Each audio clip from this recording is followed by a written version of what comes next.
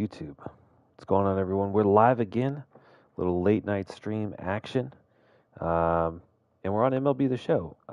If you are someone who watches both my Call of Duty and MLB The Show content, I would highly recommend you go and watch the Call of Duty stream today.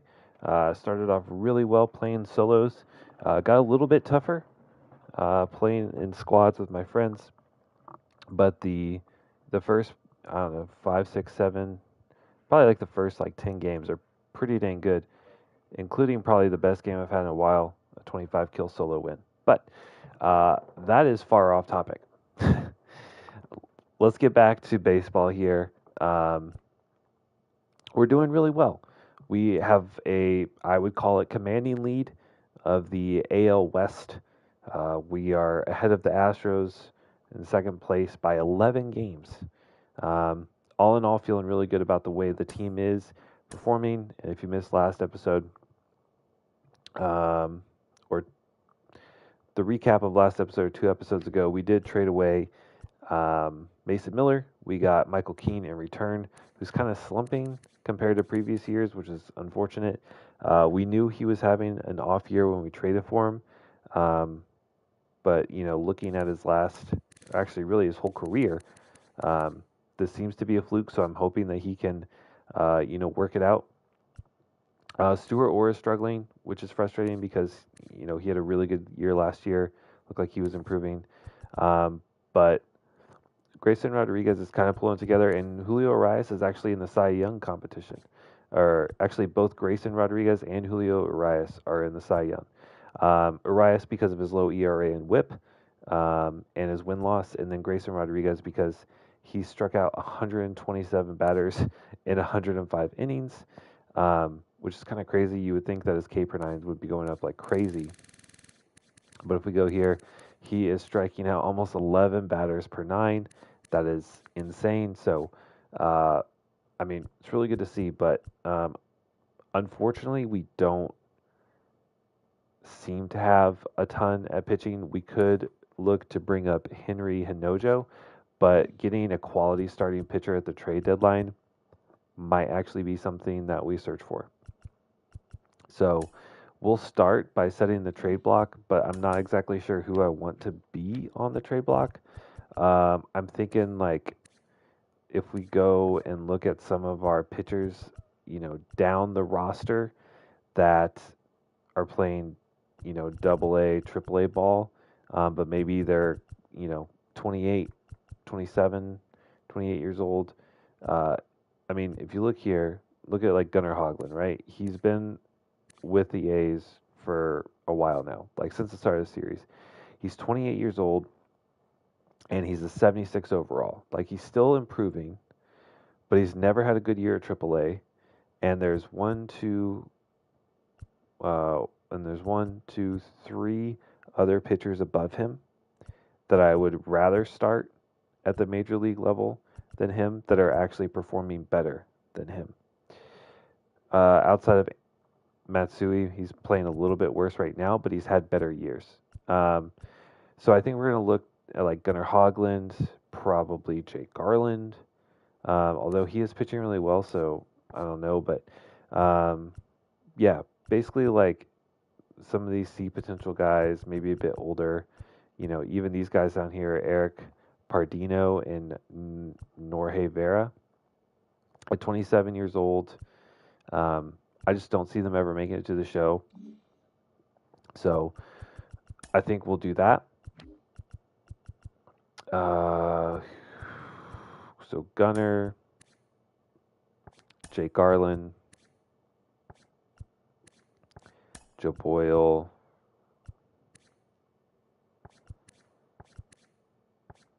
yeah. So, that'll make our minor league teams a lot worse, but we're going to say we're going to look for a starting pitcher. I don't think we need to get rid of any relief pitchers. It's always good to have a lot of depth, and relief pitchers don't have to be extraordinary. They just have to be able to get through a couple innings. Our closing pitchers are set. We do have a lot of depth at other positions, like shortstop. We have a lot of shortstops, but They're all really young and still developing. So I don't think I want to dip on any of those. We have a ton of left fielders. We could look to get rid of Estrada or Colby Thomas, but both of them are playing exceptionally well and do profile to be like you could with this, like for example, Estrada, he can hit the ball, he can play reasonable defense, and he's relatively fast. Like there's no reason to trade him. Kind of the same thing. I mean, and also all of these guys are pretty young. Like position players, like Colby Thomas could come up and play for us this year. Like I'm not worried about that. Right field, I'll put Armenteros maybe just to see like what our options are.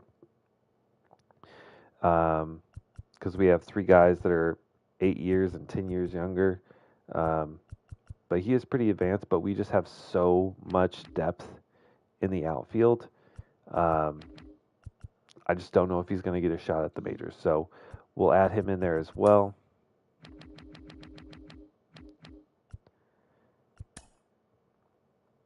Okay. And all we really want is a really good starting pitcher. So that will be our trade block set. I'm sure we're going to get some offers. I don't know if we'll accept them. We might have to go out and make a manual trade, but we'll do that. But we now have the draft in 7 days. I think we have one more week of scouting. So between the draft, I think we'll have Jordan in the home run derby. That'll take up some time, but we'll probably play at least one game. But for now, we just kind of want to sim and get through, this halfway point. All right. So against the White Sox, we should come out with a pretty easy win. Pedro Pineda down in AA, torn finger ligament out for 1 to 2 months. So we'll go ahead and put him on the 60-day. And I don't know if he was a starter or not. Doesn't look like he was. So we don't have to move anything around there. Okay. Oh, he was a position player. I guess that makes sense. All right, so down in AA, that was our center fielder. All right, Randall McLeod cannot play defense to save his life. So we'll have to put him in the left, but he can actually hit the ball. Okay, let's fill in those blanks. What's his clutch rating? 72. We'll have him. Yeah, batting second. I think that's where we had him anyway. So.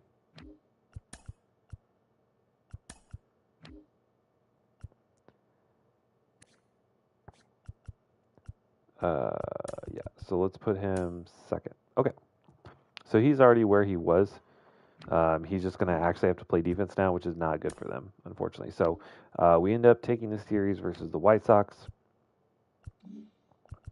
We have one more week of scouting. We found 4 international pitchers. Let's see who those are. 1, 2, 3, 4. Okay, so they're all starting pitchers. Oh my goodness. Look at this. Jacob Juarez. Almost guaranteed B potential at least. Very likely A potential. Insane stamina. This guy could be crazy. This guy could actually be... No, he's 20, so he wouldn't be a generational pitcher. But we have him as number 3 overall on the board. So we are going to edit that.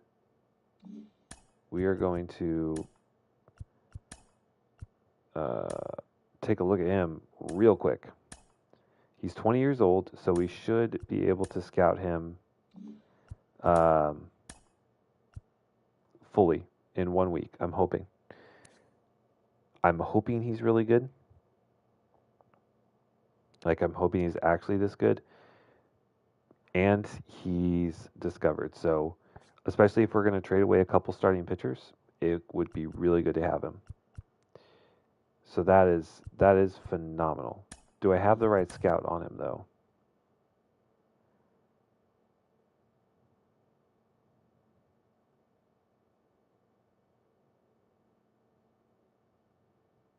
I don't.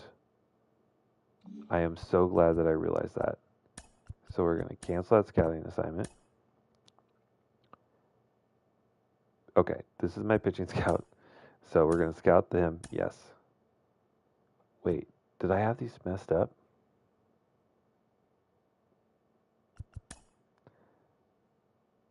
No. Okay, I'm good. I'm good. I'm good. Okay, that was a crazy find. And I kind of like that. We're going to discover pitchers international again, and we're going to hope for the best there. We're going to move him to number one priority. And then we are going to look for one more player that we really like, or just someone down the board. Again, we're looking to add depth at first and third. This guy looks like he could be really good, but he could fall to us, and we would have to consider him if he did fall. So we're going to scout him all the way, just in case. Finalize that scouting plan, but that is a really exciting find. It's definitely a gem. All right, so we will now sim to draft day.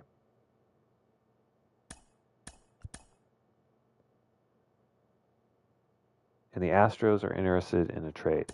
Very unlikely we trade to the Astros, as they are interdivision, but they want to give us Oscar Yanoya,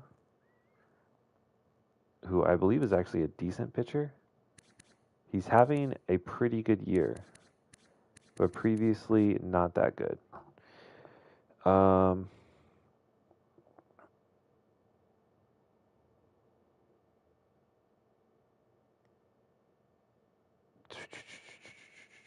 We also have to consider we have like no money to spend.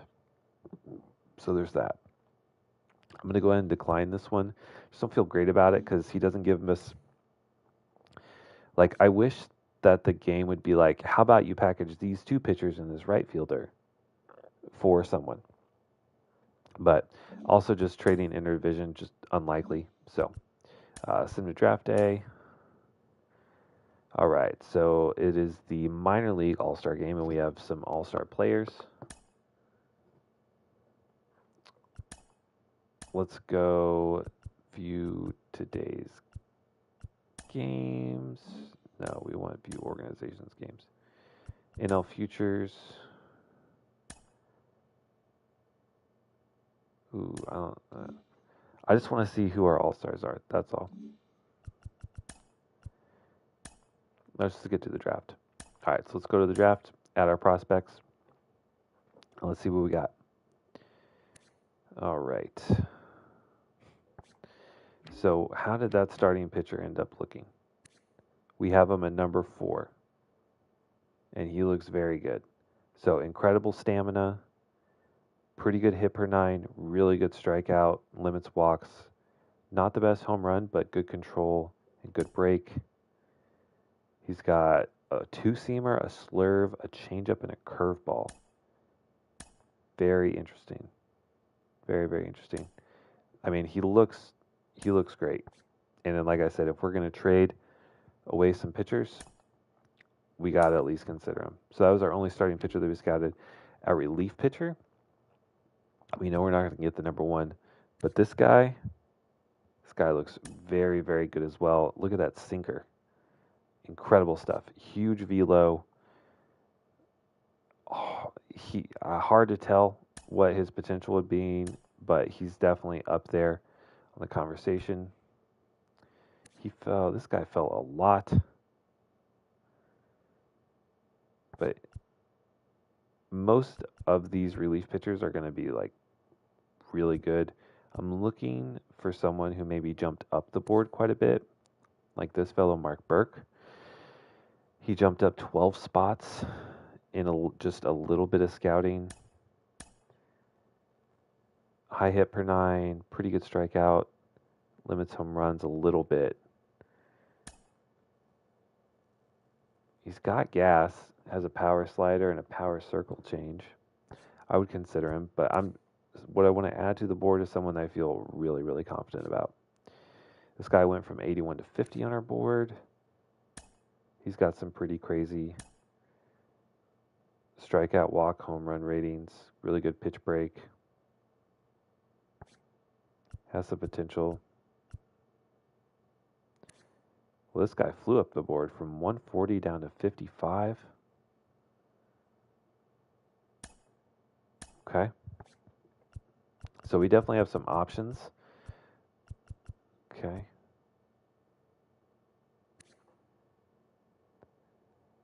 John Hunter. This is by far the oldest pitcher I think I've ever seen. He's 23. But he's probably close to... He's probably a few years off. I'm going to add him just so I don't forget him. But he's definitely not a top contender. I really want to get to the position players that we looked at and see. So Juan Guzman, he is 1,000% a guy that I would draft first. The problem is I don't know if he falls to us. We pick at 21. MLB had him at 23, but we'll add him to the queue for sure. And if he falls to us, great. If not, that's okay. Paul Carpenter looks pretty good. We'll add him. Vladimir Reyes. He actually fell, so we'll add him, but he would be pretty low on our list, I think. And then I'm probably not going to add anyone that's like, well, I mean, for first base, I'm not too worried about defense. So we'll add him, but he would obviously have to be way far down the board. Same with Alan Watson. I don't even know if it's worth it to put him on the board. And then we also scouted third baseman. So this guy looks like I don't know. It'd be a risk. If we get the high end and he's like an 82 overall, 82 potential, like that's a huge win. We'll add him.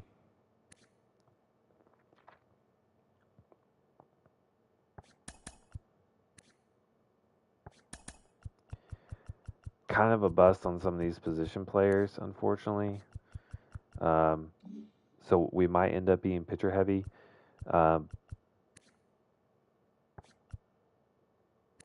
But I think Juan Guzman, if he falls to us, he's gonna be the guy.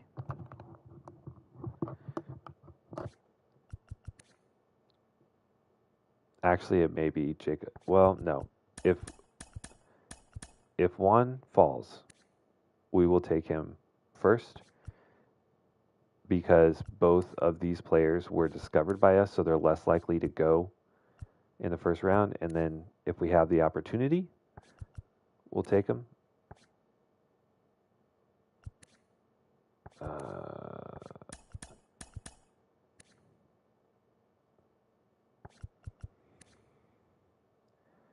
We have rule at 45. Just going to quickly organize these if I need to by their draft rank.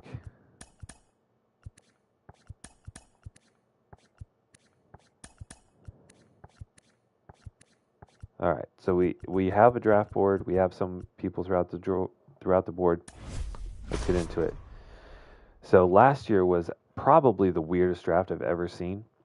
We had a number of players that we were crossing our fingers were going to fall to us, and like all of them did. All of them did, and it turned out to be a phenomenal draft for us. We got a lot of depth. Oh, and there goes Jacob Juarez, our discovered pitcher. Someone else found him. Oh, that's heartbreaking. I thought for sure that he would not get picked up.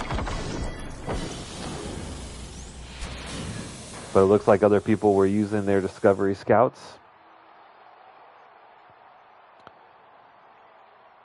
The Rockies go with first baseman Buford Rodriguez. Understandably so.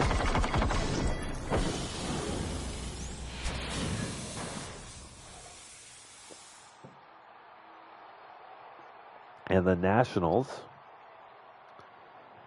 select starting pitcher Ricky Odell. Okay. So one other thing we saw in the draft last year is this guy looks like he could be really good. Oh, so bummed I missed out on this guy. I thought for sure since he was a discovered player, I'll be really interested to see what his potential is. But like I was saying, one thing we saw was that pitchers last year, like the first round, maybe 3 or 4 position players were taken. It was wild. All right, so Vladimir Reyes is off of our board, which is kind of a good thing. He fell from 19 to 45, and he was taken at 6. So kind of interesting there. Sean Baisley. He looks like he's really good. Crazy speed, for sure. Crazy speed. Oh, there's Juan Guzman, so he actually doesn't fall to us. So what's our board looking like? So Henry Baladeras is looking like he's going to be our first pick. What do we have? Do we have a competitive balance pick? No.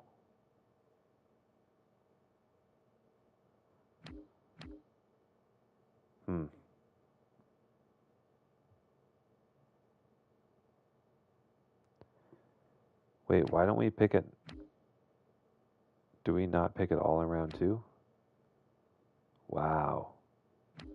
We get the compensatory. We don't have a round 2 pick, but we have a compensatory pick. Very interesting. All right. Who else we got? Zane Daniel, Enrique Urban.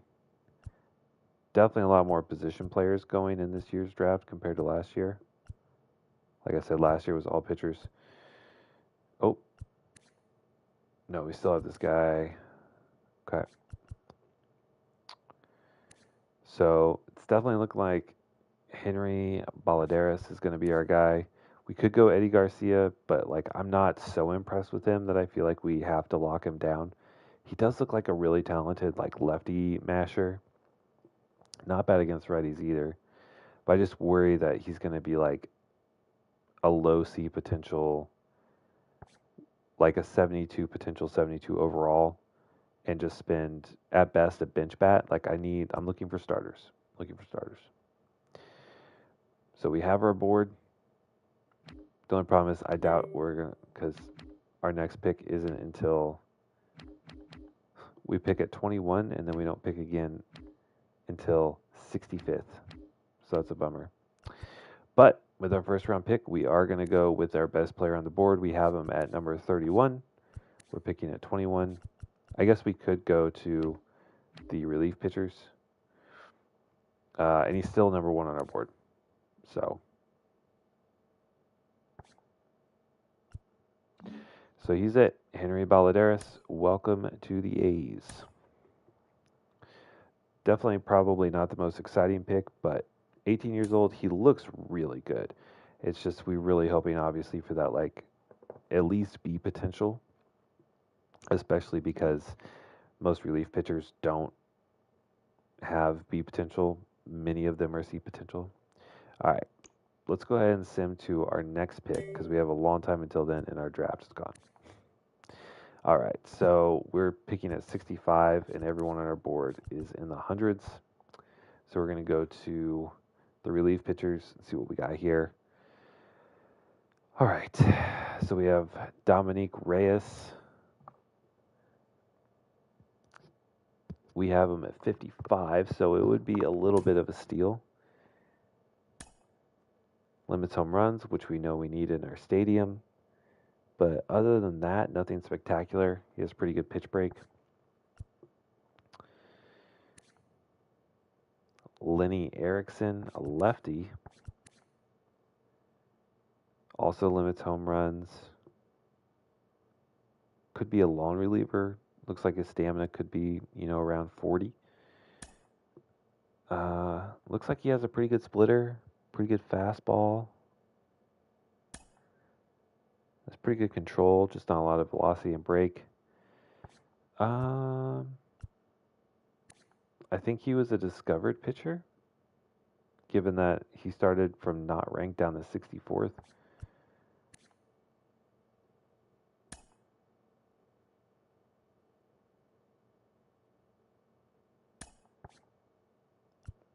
They're both 18. But I'm going to go with. No. I mean, either one probably falls to the next round. So. But it's more likely if Lenny was a discovered prospect. Because again, since he has not rated as his MLB draft ranked, I doubt he went all the way from not ranked to 64th. That would be absolutely crazy. So, let's go with the guy who's least likely to fall, which is Dominic Reyes. He looks pretty good. We'll give him a shot. So we go back-to-back relief pitchers, and then we pick again in just a few more picks. So let's go ahead and sim to our next pick. And yeah, we can also get Lenny Erickson. So the lefty, we have him at 64th. And like I said, he looks pretty good overall. We haven't scouted him a ton, but cross our fingers, hope for the best, which is pretty much all you can do in the draft. All right, let's sim ahead. All right, we're now at pick 96, so we can start looking at these guys. But the best I have is 121st. I don't really know that we would reach for any of these guys. They could be a potential, but still nothing too exciting. They're all average bats.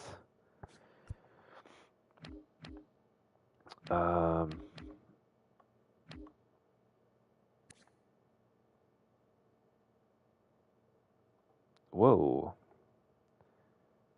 Who is Benito Cabrera? We must have discovered him. And then I guess we just forgot to scout him. But I feel like we have to give him a look, right? Another second baseman, not ranked down to 40th.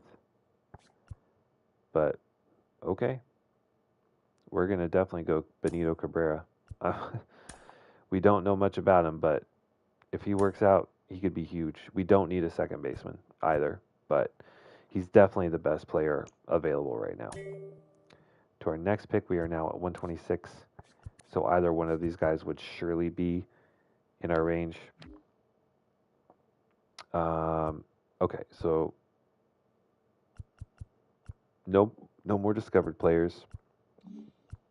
And I think we're just going to be deciding between these two.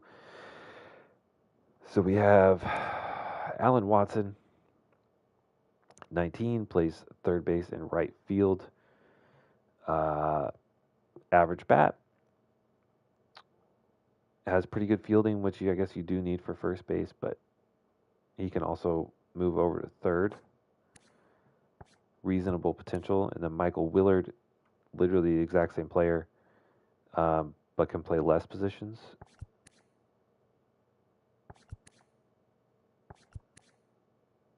Sick. All right, Alan Watson wins barely on defense, and he can play a couple other positions, so we're going to give him the nod. Alan Watson. So we have two relief pitchers, a second baseman, and a first baseman. That's not bad. All right. Two more picks left in this draft. Hasn't been super exciting, I'm not going to lie, which is kind of a bummer, but not every draft can be like a crazy blowout draft. Pablo Reyes could be okay. We'd have to get really lucky on that potential. but seems like he has really good stamina potentially, limits walks, really good control, decent velocity. I worry about the hit per nine strikeout ability. It's very low. Be kind of like a Stewart Orr type, except for Orr also limited hits. William Doss, risky potential at best. He's like, at best, if we get super lucky, he's a high C. So that's not super exciting. He does have really good velocity and decent control. So that could be something. He also has that running fastball, which I keep seeing more and more. I would like to look for someone that has at least the potential for potential.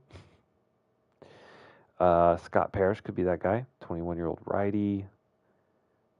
Seeded high B potential. Kind of average, but really bad with home runs.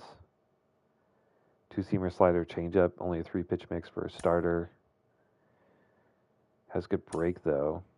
And that two-seamer looks pretty solid. So that could be our guy.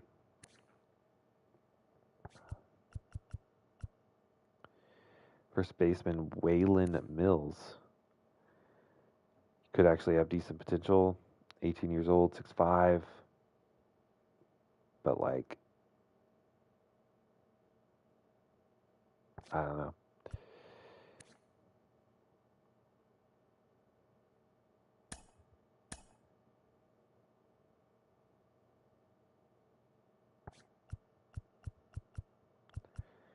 Like, we know C potential for relievers and starters is, like, pitching is doable.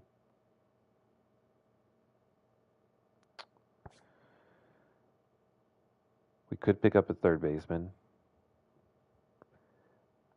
We'll add him to the board. I wouldn't take him right now in 5.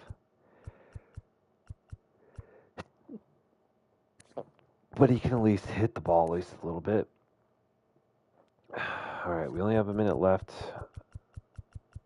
I think we go back down here. So we have Pablo Reyes. I don't feel great about him. William Doss looks a little bit better. The walks are really low, though.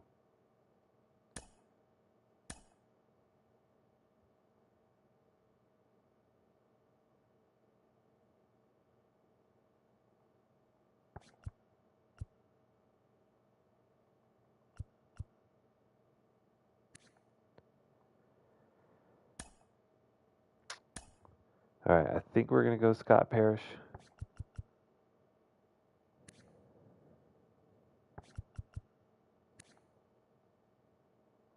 He just has a little bit more upside.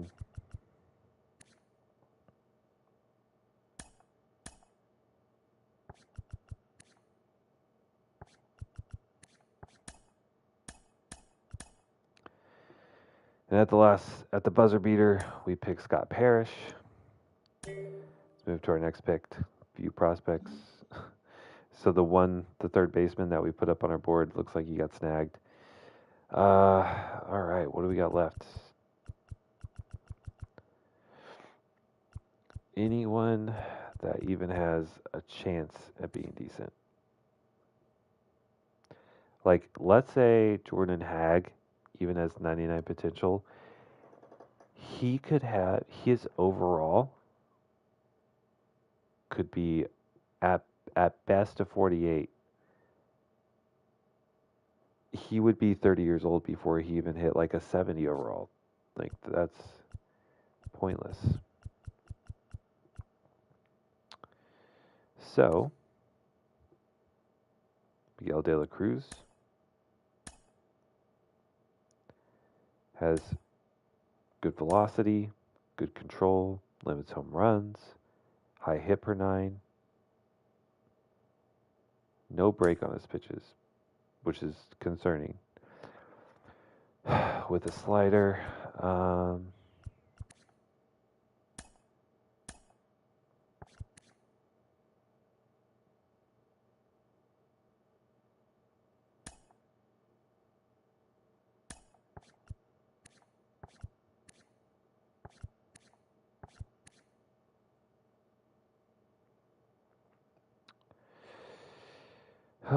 Buddy, I do not know. Probably overthinking it for this late in the draft.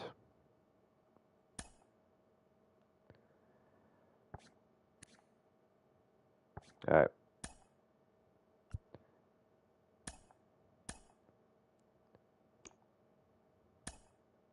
All right, the draft is done. Ah, man. Not really the most exciting draft. It would have been if those discovered players that we found would have fallen to us. Like we could have had something really special. But I definitely want to see that pitcher, what he ended up being. All right, so Double A All Star Game. We have All Stars, the Home Run Derby, and we have players selected. So let's hop. Oh, and it's at the A Stadium. How about that? So it is, in fact, Jordan.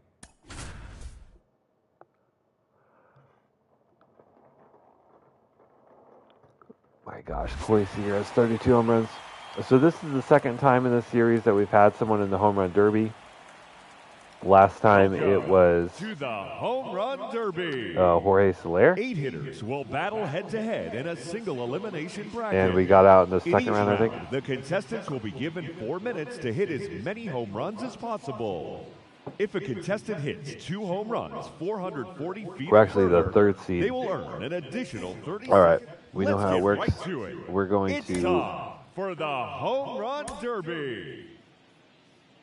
All right, so Patrick Wisdom hit 14 home runs.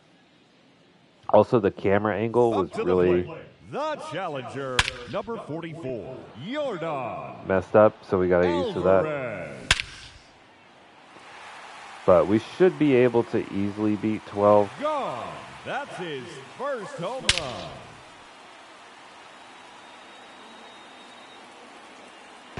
And he is hitting monster shots. His third in a row. 4 in a row now. 5 straight home runs.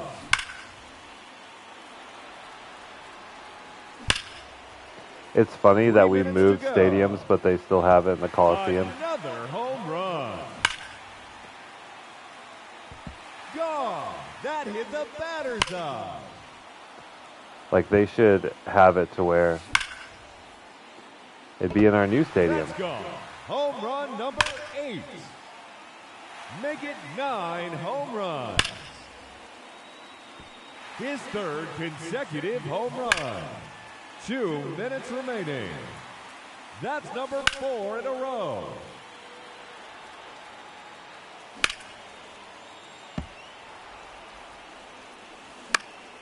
Oh my God, we're going to call a timeout. Get some energy back.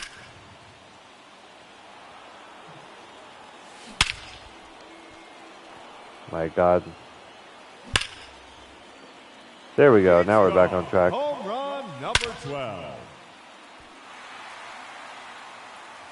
That one is out of here. One more. 13th home run. Number 4. There we go. We advance to the next round. It started looking a little sketchy there for a little bit. 15 home runs. And he has earned a trip to the semifinal matchup. All right. Let's fast forward to our next bat. All right, so Juan Soto hasn't gone yet. He had 16 in the first round. I think if we can hit 20. The round has officially started, so here we go. Up first in this semifinal matchup, Jordan Alvarez. That one is gone. His second home run. And there it is, his third home run. That one's out of here, off the batter's eye. That's 3 in a row now. 3 minutes to go. I need this pitcher to give me some better balls. Gone. That hit the batter's eye. My God, so early. That I'm only at one 7. is gone.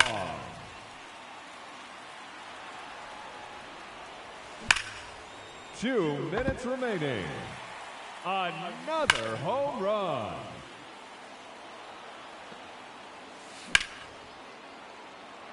Dude, this is crazy.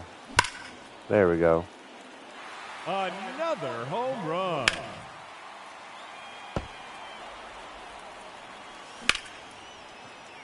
I am not getting good pitches from this guy. What the world?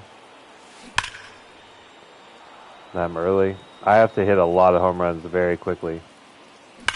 Just 1 minute remaining. There we go. There's number 10.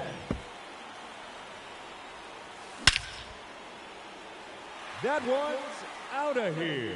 Now 11 home runs for him. 30 seconds left. It's gone. Home run number 12. God, I was hoping to get to 20. That one is out of here. Yeah, we're going to lose. 13th home run. Time's up. That will do it. Yeah, he hit 20. Dude, we just kept getting bad pitches there, I feel like. That was really unfortunate. Ladies That's and fine. gentlemen, your home run derby I mean, we got to the champion, semifinal, Juan and we just absolutely Soto. shit the bed. Could have restarted. I just wish the camera angle would be different. So it's a little annoying that the camera angle gets changed and I don't know how to change it because there's no option. Like if I go to...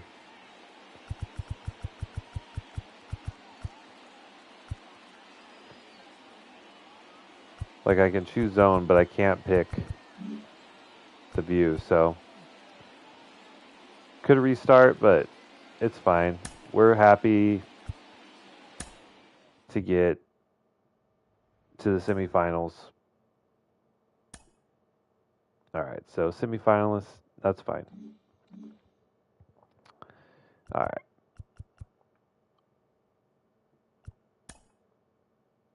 All right, so our first day to sign draft picks. And then we should also, if we go to our roster,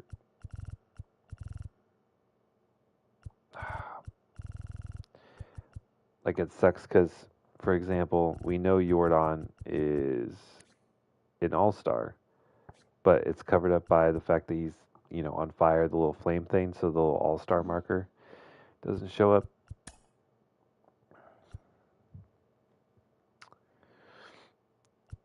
All right, so Julio Urias is an all-star.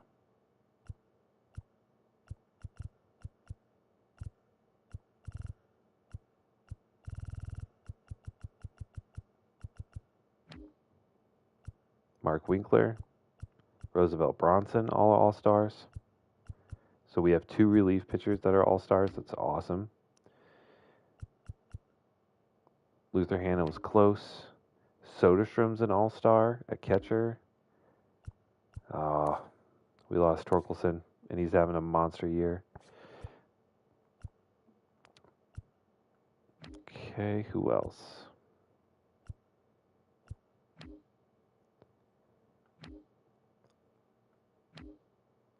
Jordan gets all-star at left field. Jordan Walker might be an all-star at right. So we have lots of all-stars. All right, let's sign our draft picks. We know we got our first one. We definitely need to put this guy in here so we can scout him.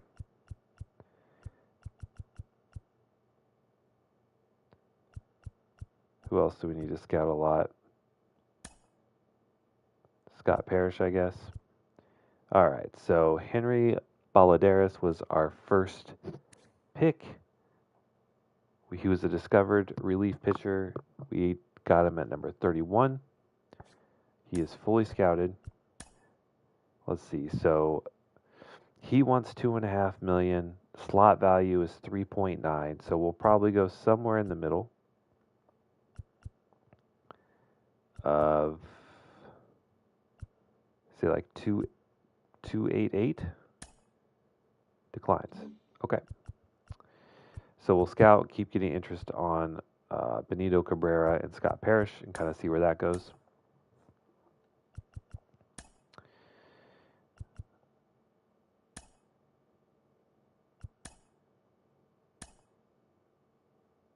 Marlins get Matt Chapman. Hey, if you would have just stayed with the A's, you could have been with us, brother. They give up Peguero, McCants, and Gillian. I don't know who Matthew Gillian is, but he's only 49 overall, so that's worthless. But they get 2 young 70-plus overall prospects for Matt Chapman, who's not having the best year, but okay. Another day to sign draft picks. All right, so we said like 2.8 last time, 2.9. So let's go up to 3. That's almost half of our budget.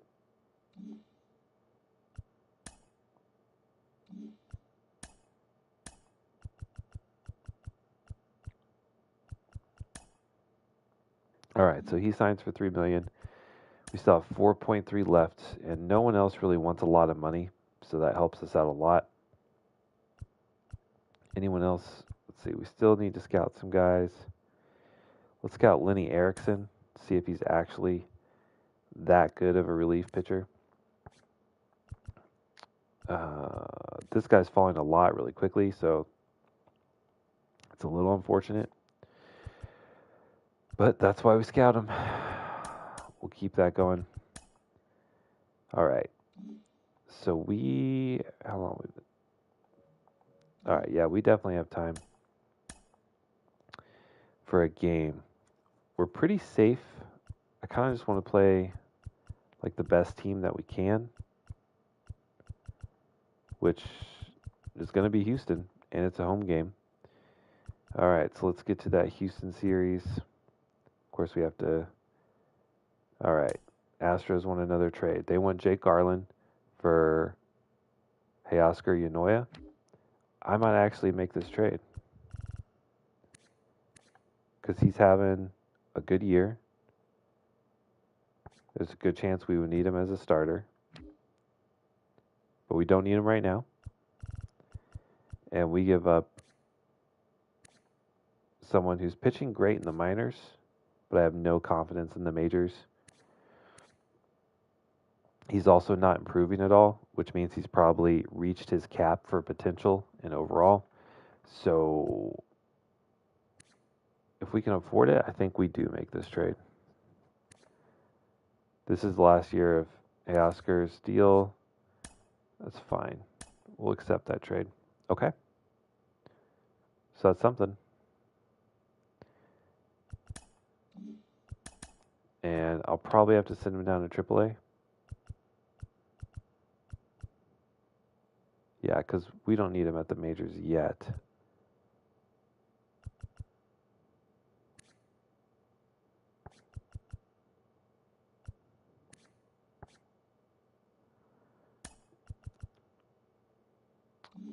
But I think we'll actually keep him. I think we'll actually keep him. But who do we send down to AAA then? So they have 1, 2, 3, 4, 5. They have 5 starting pitchers. Crespo looks probably good enough. He could go up to AAA though, so I'll move him to AAA, and we'll bring up Norge Vera to double. Let's set those pitching rotations real quick. So Joe Boyle will slot in as a starting pitcher.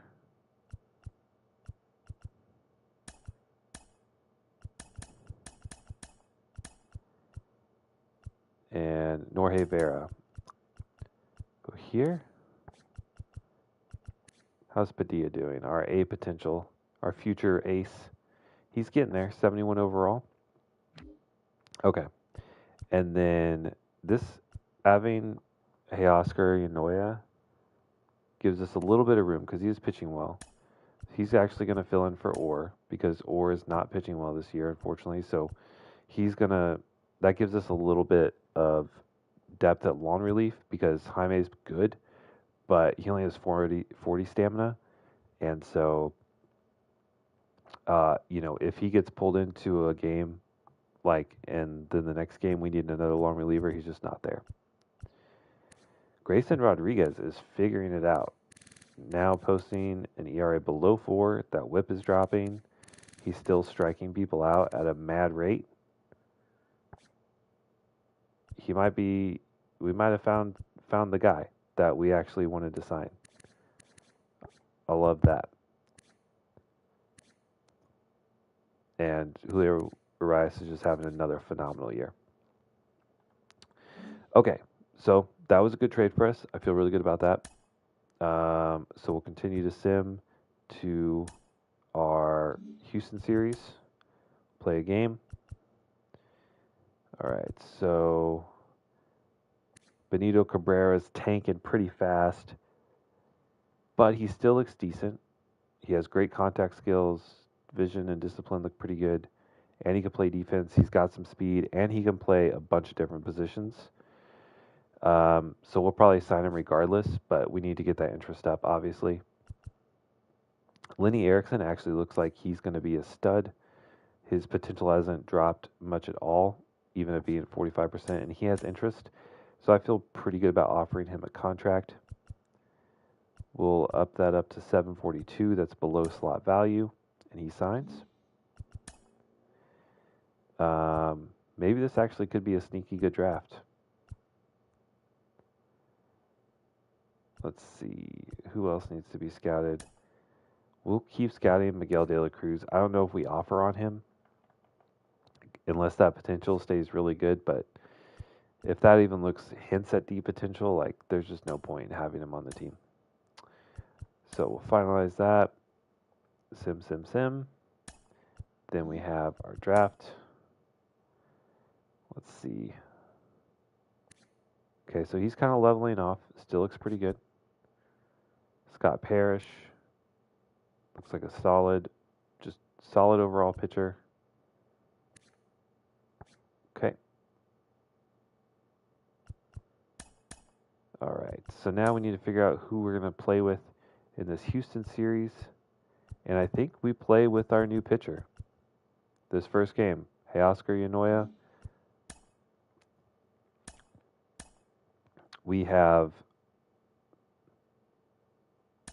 We're playing at home. So this will be a good challenge for him, playing at a very hitter-friendly ballpark. He has great velocity and great break on his pitches. So I'm excited to see what he can do. No one really needs a day of rest. So we will... Did Rosario turn around? No. Rosario's batting .218. That's very concerning. He's having a really, really bad year. So we might need to switch some things around.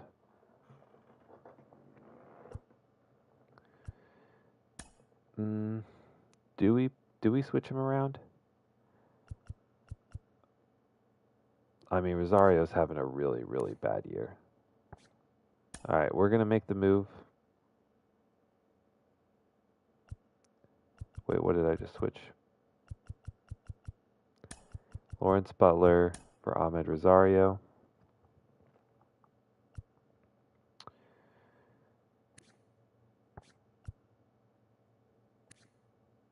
I don't feel great about him being at center with such low speed, but I'm hoping that high reaction time works in our favor. All right. It could be wise to give somebody rest and give Ryan Noda in the lineup. It's been several days. He's faced pitching, and we need him to stay sharp. No. But thank you. Especially not against a right-handed pitcher.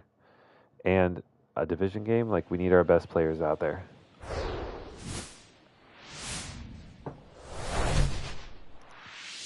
All right. So this will be our one game of the episode.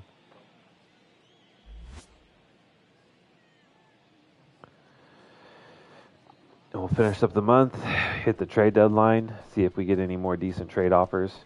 I feel good. We get another quality starter at the MLB level that gives us flexibility to cover for other pitchers that are playing bad. All right, so we have a slider as our primary pitch, then a fastball, two-seamer, so four-seamer, two-seamer, circle change. All right, let's see what this slider is all about. Sick. Starts off with a single. Okay. Batting second. The second I mean, I guess we need to keep that slider a bit lower, right? Donovan. That's the ball low.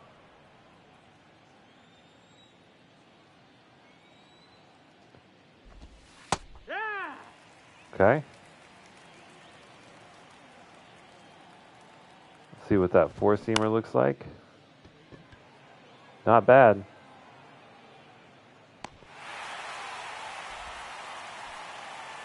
I don't know why Walker decided to make the catch like that. He just stopped. let's just get a quick replay. So Jordan Walker on the run. The ball's coming at him, and he decides to just stop and then reach out his glove like he's hanging over the edge of something. Okay, MLB The Show.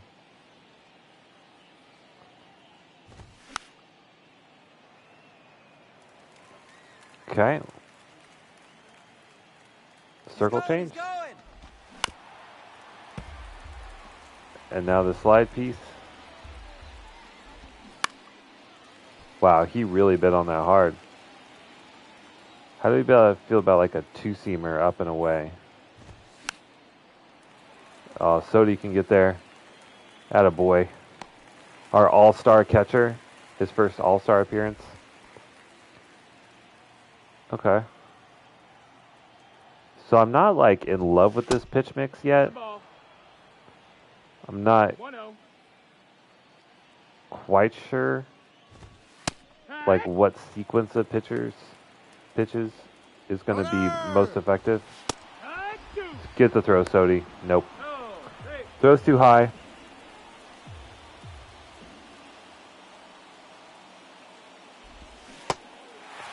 Okay. Okay. Hey. That's a good first inning. Now the Astros may be 10 games back. As we take a look at Bailey Ober. Oh, he looks pretty good.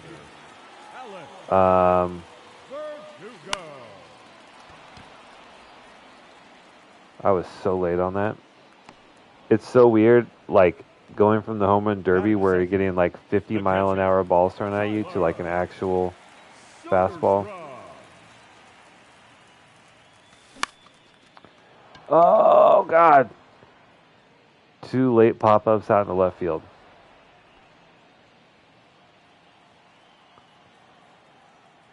Speaking of the home run derby, here is our semifinalist, Yordan Alvarez.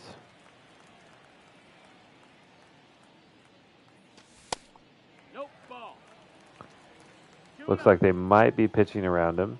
Can't blame them. We're going to red light him. No, we're not. If we get a pitch right down the middle, we're swinging. Not exactly down the middle.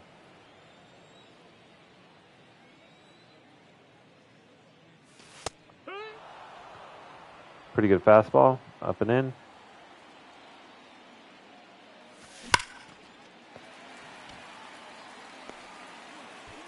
But good contact on the circle change and a full count. Yep, right on the black. Very easily could have been strike number 3.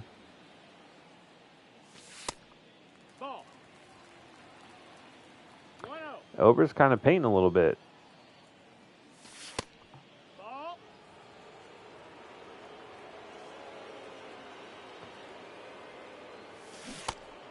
For a guy that has such high walk per 9, he's missing the strike zone pretty consistently.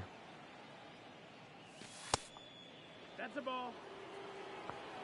3-1. Of course, Geloff, 89 power versus righties. They could be trying to pitch around him, too. I'm not sure.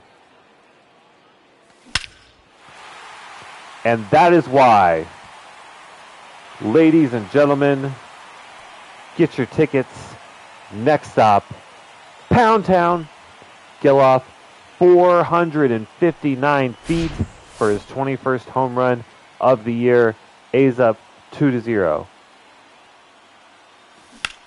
Oh, I thought Sethi was going to go back-to-back. Just put out a short of Geloff and Brownie going back-to-back. Or maybe it was, yeah, I think it was Geloff and Brownie going back-to-back. Pretty fun little video. One went left field to the second deck, 432 feet, and then Brown went second deck in the right field for 436 feet.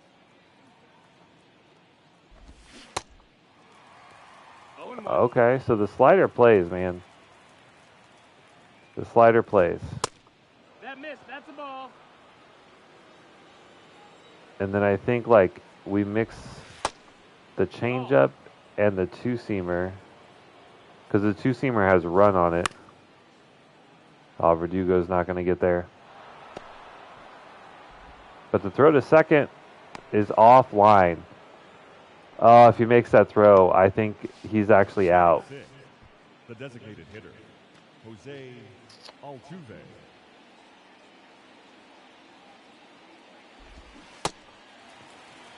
Good one, Altuve. Ball. That's high.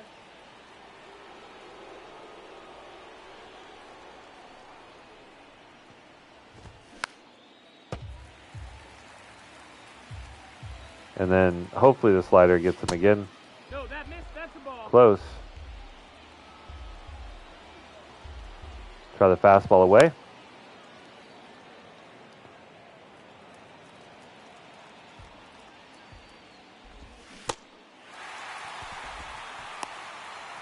Altuve goes down, guessing on the slider.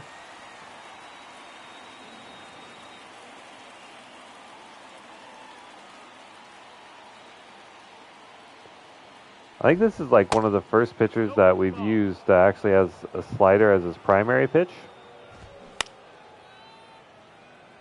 Oh, I don't think Verdugo can get there. No. Feels like there's wind though. Yeah, 8-mile-an-hour wind. I got to be really cognizant of that. Ball. 2-1.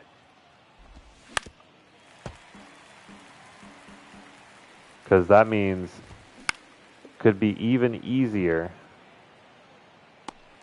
to hit home runs. Easier than it already is.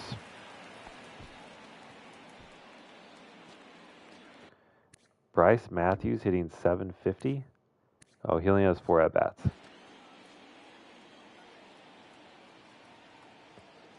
I was about to say, like, what in the heck? 0-1.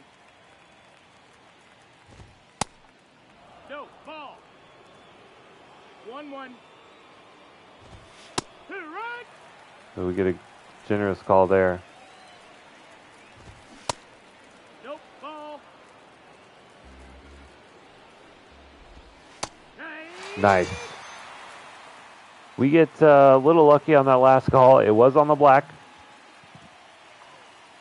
It did hit the zone. Barely.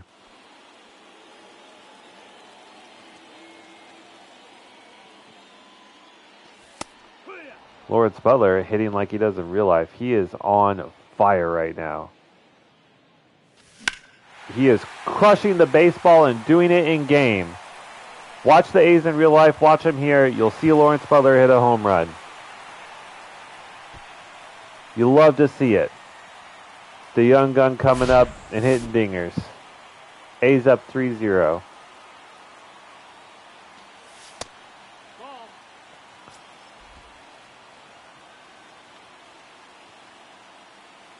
Not gonna lie, a little surprised that that was a home run. I don't think he hit it that great.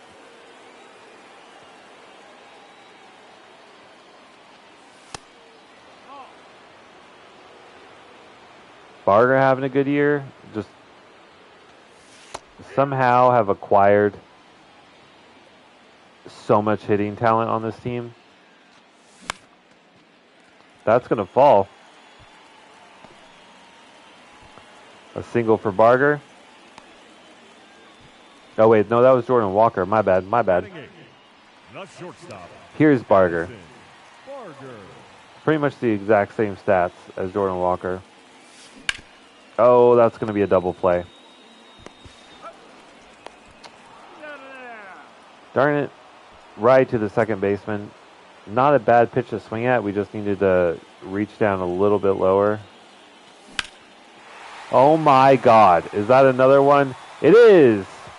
Curtis Mead. Gone. I think that 8-mile-an-hour wind is really helping us. But that's Mead 12th of the year. And Ober still stays in.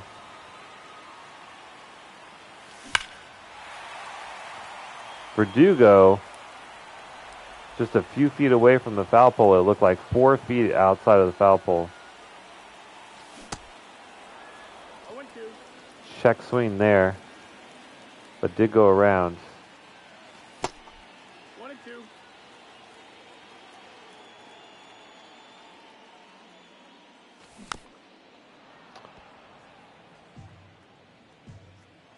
And I don't think we have scored on anything other than homers so far in this game.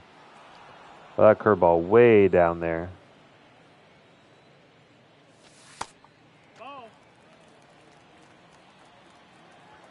We got our pitch to hit the first one. Foul ball.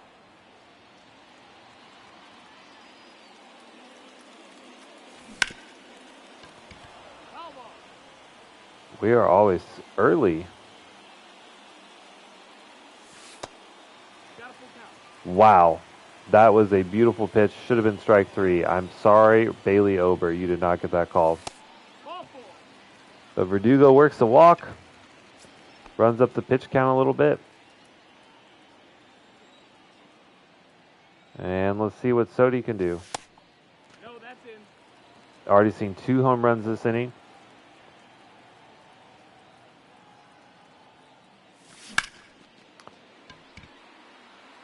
Hits this one pretty hard and pretty deep, but ultimately caught right below, or right before the warning track.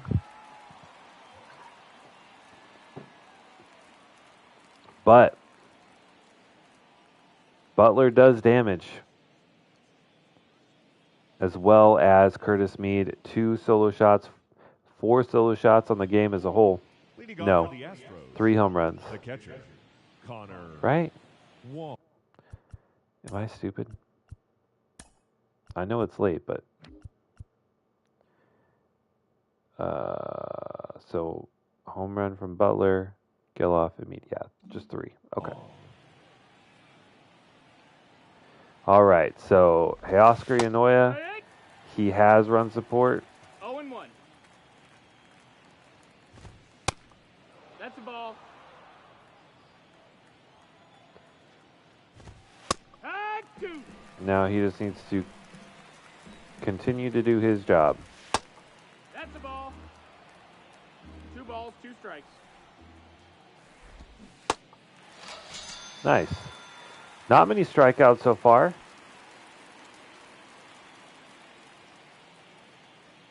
But still a very good outing. No, that missed. That's a ball. I wish his pitch count was a bit lower.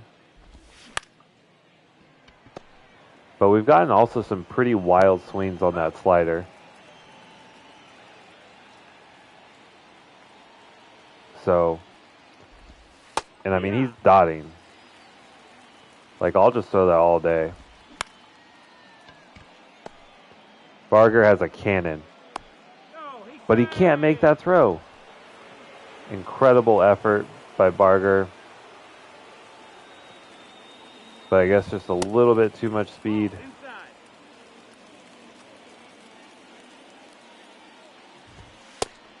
Ball.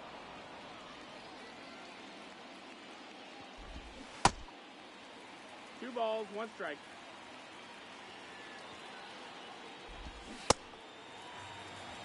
Two and 2. We are just pounding absolutely dotting the bottom of the zone.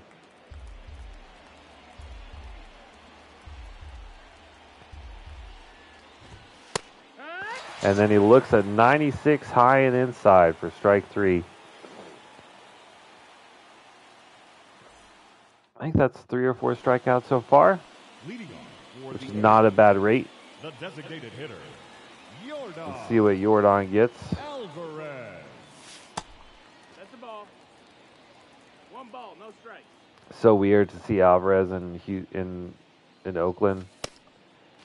I mean, we had to scrape together all the change from under the couch to afford him, and we had to trade off multiple starters. But it's been well worth it. I think having that true power bat that puts fear into another team is huge for us. Because we had a bunch of guys that could hit 20 home runs and a couple that could hit 30. Having someone that can hit 40, that's just like a whole different animal. In 10 home runs, extra year doesn't sound like a lot, but it definitely is.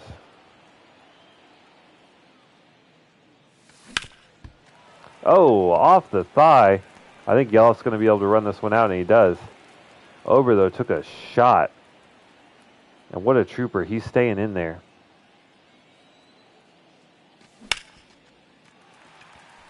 Brown absolutely turned on that fastball quickly. Wow. Geloff makes it first to third.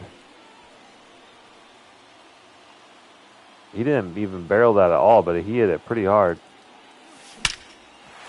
And Lawrence Butler is now 2 for 2 with 2 home runs. This one a 3-run shot. Like I said, go see him in real life. He'll do the same thing. And he's doing the same thing here in our franchise. Life imitates art, baby. Let's go.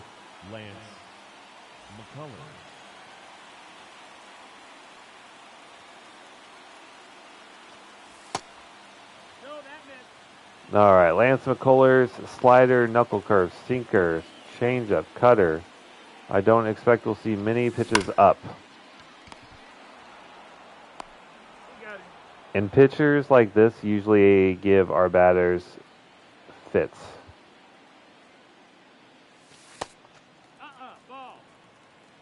We're much better at hunting the fastball like belt high.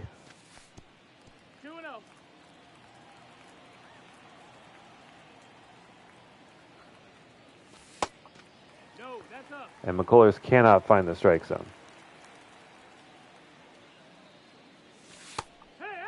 There's a circle change right down the middle.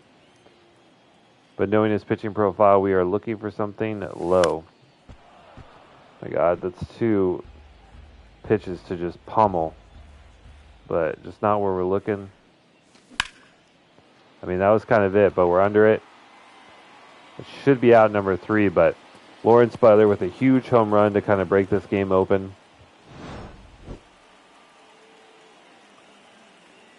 And so far, it looks like we shouldn't have a problem coming out with a win. That's the ball.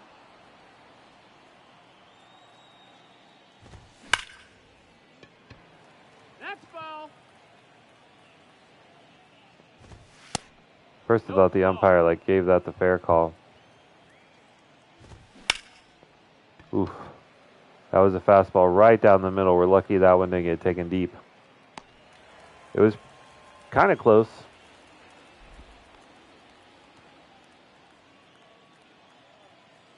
Yeah, that one was pretty much right down the middle. Much better pitch there. Doesn't get the call.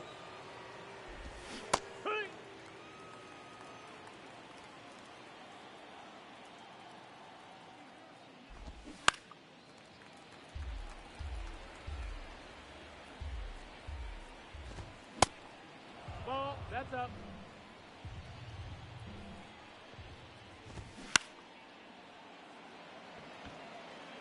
They're getting close. They're getting close. A second or third ball that's been hit to the warning track.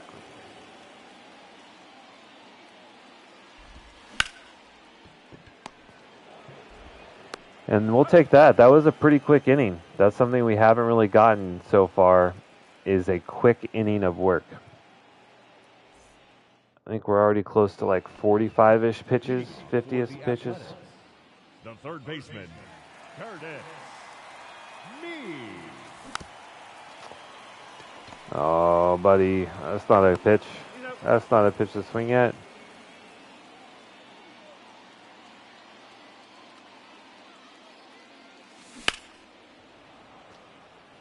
Verdugo, every single hit has been pulled way right. Maybe we do look up in the zone because, holy cow, we've seen enough. 1-2.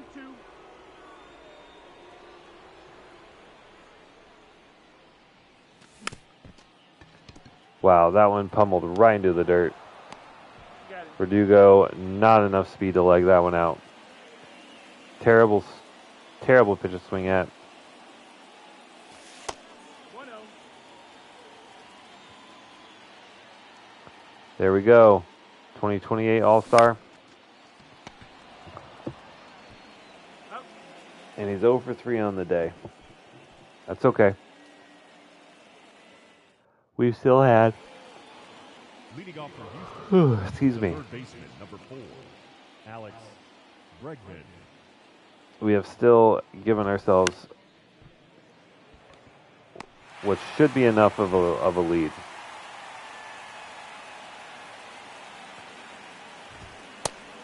Ball. 1-0.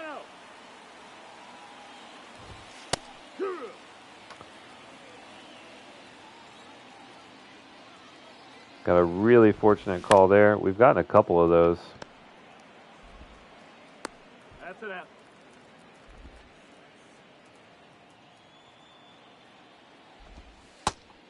That's a ball. 1-0. Yeah, 62 pitches. 2 balls, no strikes. Not the most efficient, but luckily we are getting... Jesus. Tried to do the same thing as Walker, but doesn't make the catch. Butler actually takes a pretty good line there and is able to cut it off before it gets to the wall. So that's a runner on. Now at the top of the lineup with Christian Yelich. That's inside ball.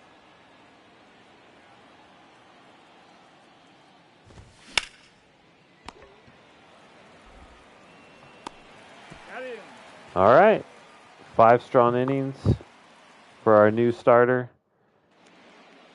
Love to see that. All right, let's see if Jordan's going to get a pitch to hit here. Ball. 1-0.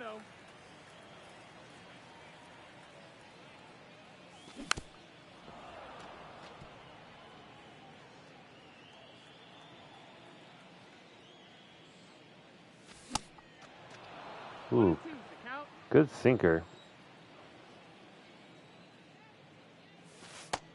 Ball. It's kind of crazy that coming into this, McCullers had like a 6 ERA. Pitching really well against us.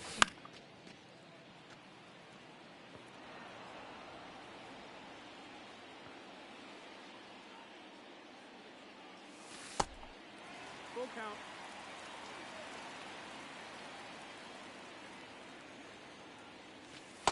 Miss. Ball 4. Take the But Jordan works a walk. Now Geloff. No slouch either. Already hit 1 home run. That's going to be a single.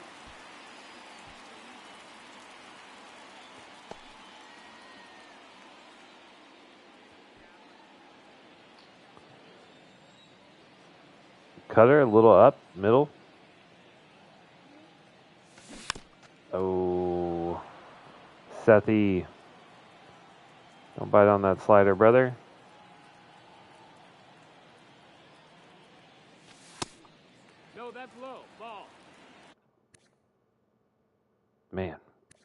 That's crazy. He's having such a bad year. He's pitching well.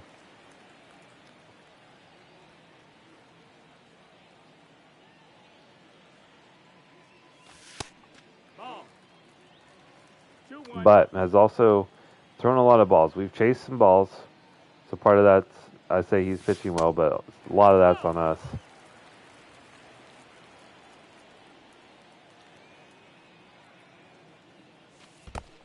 All right. That is another walk.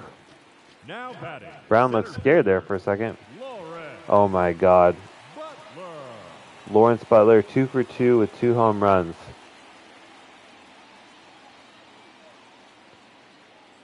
And we know what the potential is here.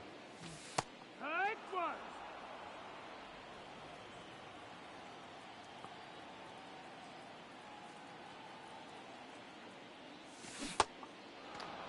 Oh, and He 2. wanted it.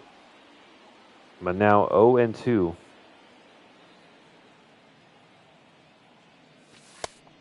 One ball, 2 strikes. The first 2 pitches were very good.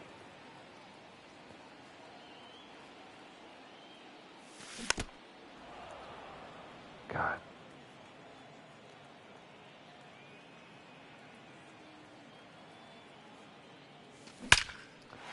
I mean, that was a pitch to hit. It's not a home run, but that's going to probably clear the bases as it does roll to the wall. That is now 5 RBIs Ladies and gentlemen, your for attention. Butler in one game. Now pitching for Houston. I think it may be time to make him the everyday starter. Spencer Arrighetti.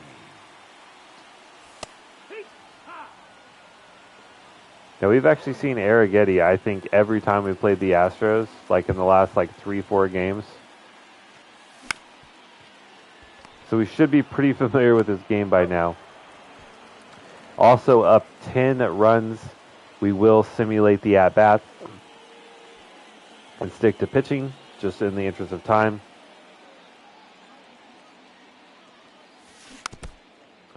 No need to watch what has essentially become batting practice for the A's. 1-1.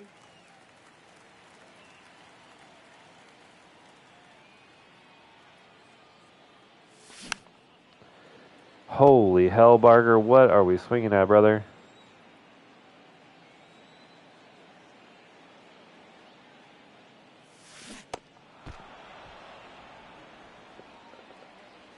Wow.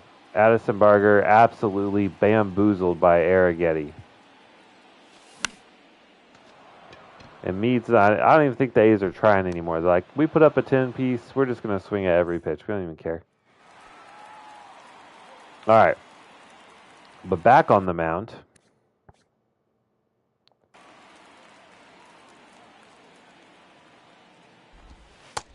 Nope, that's in.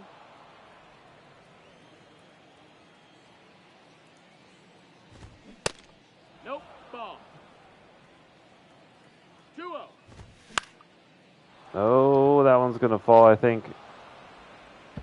Let's see if Verdugo gets a throw. It's not going to be there in time. He has a really good arm, but not quite that good.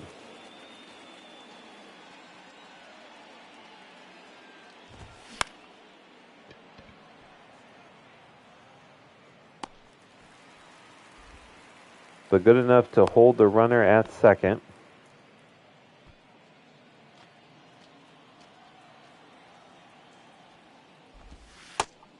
That missed, that's a ball.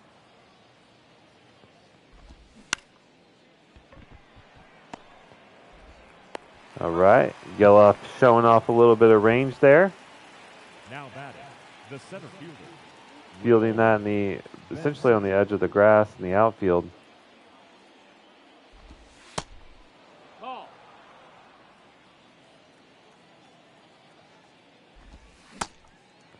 God, that when you get a slider like that, that is just a thing of beauty. Strike 2.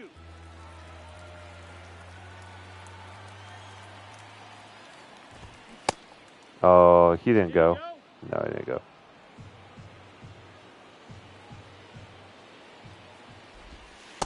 No, that missed, that's a Ooh, ball. that was so close. Full count. I'm actually okay with a walk, but no walk here. 96, dotted in the corner. Sit down.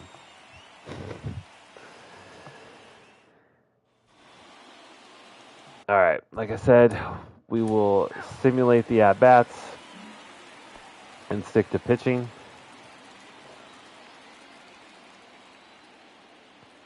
Just a little bit more involved, I guess. And I swear, every game or every year, we have one game where we just pop off and just dunk on the Houston Astros. Every year.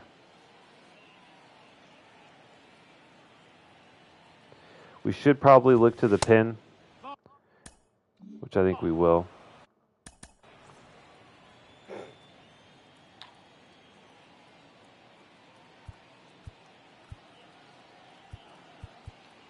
We're in the 7th.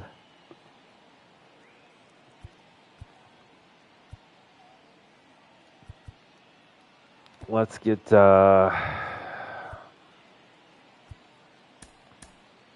very low leverage spot. Let's actually get Orr up and just see if we can get him some, like a couple good innings. 1-1.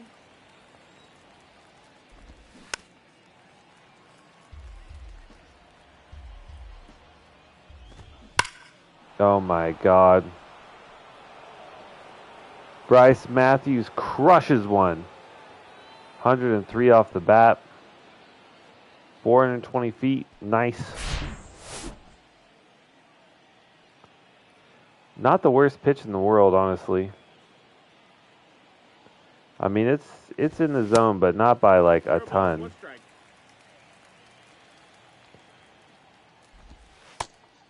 That's the ball. Especially not against a batter that's just, 1-2. no offense, but just like not threatening. No, ball.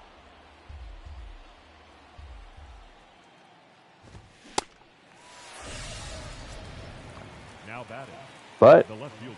Yanoya comes back strong, striking out the next batter.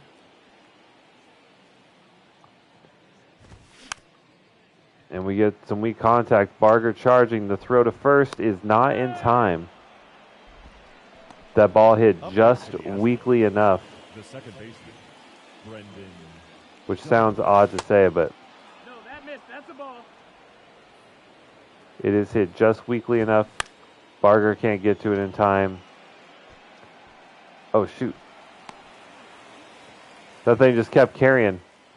I don't think Walker realized it. Luckily, caught it in time. All right, so we're going to the bullpen. We're going to put Orr in. Simulate these at bats.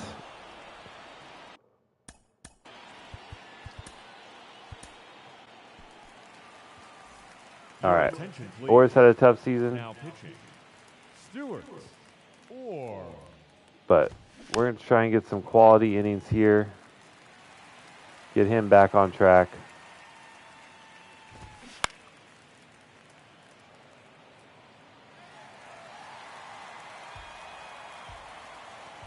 And it's a very low leverage situation. So That's a ball. he has the freedom, I guess you could say, to give up some runs, and we're not too worried about it.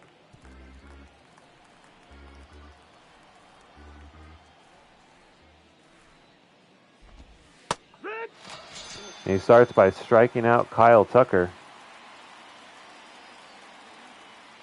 which is no easy feat.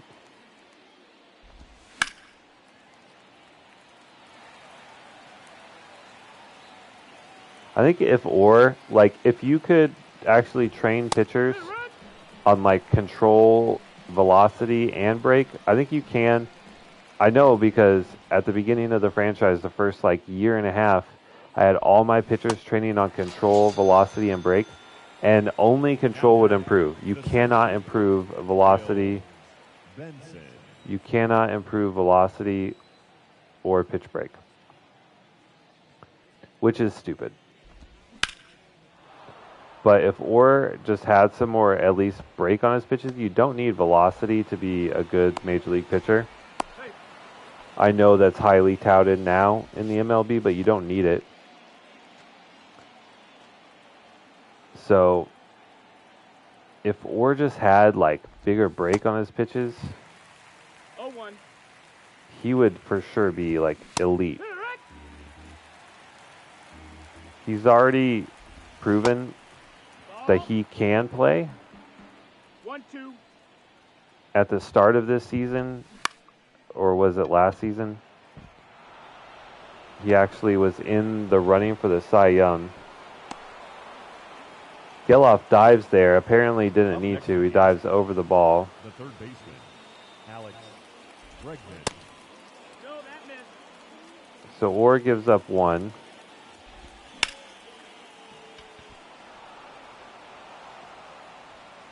Walker can't glove it. Defense is falling apart a little bit.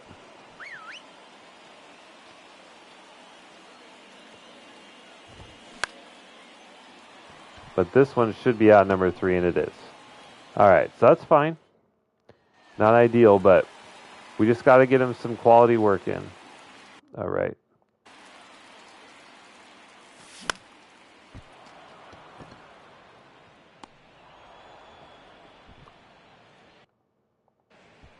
Let's simulate the bats. And then we're going to have, hopefully, Stuart Orr finish this one out. He's going to be going through the top, the bottom, and then hopefully just the top of the order. Hopefully, he won't get through the middle of the order. He's out.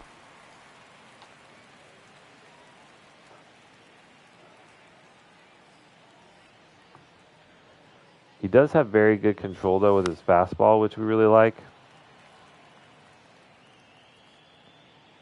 I'd like to imagine that fastball tunneling and then the slider. That was a beautiful slider. And then the slider coming down off that has got to be troublesome for hitters. But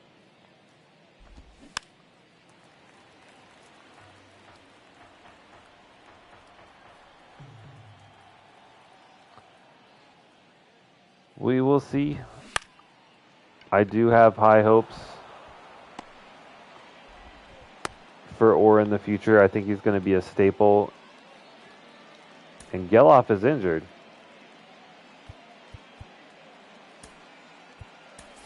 Your attention, please. Now playing second base, number 4. So what, he dove for the ball Oh, and injured himself? 1-0. That's obviously less than ideal. Good. That's the second time Ball. that Geloff has been injured in this franchise. Hopefully not for an extended duration. But we'll find out after the game. Count is full. Let's paint this fastball low and away and get out of here.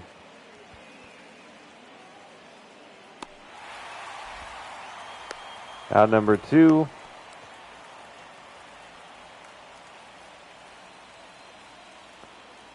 So Orr started off his outing tonight by striking out Kyle Tucker. Let's see if we can do it again.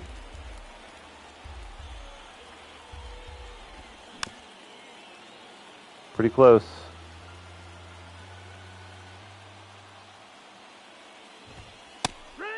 And a beautiful two-seamer inside. Gets the call. Orr with a solid 2 innings to close the game. That's a 2-pitcher game, only allowing 3 runs. And the Basques were looking really good.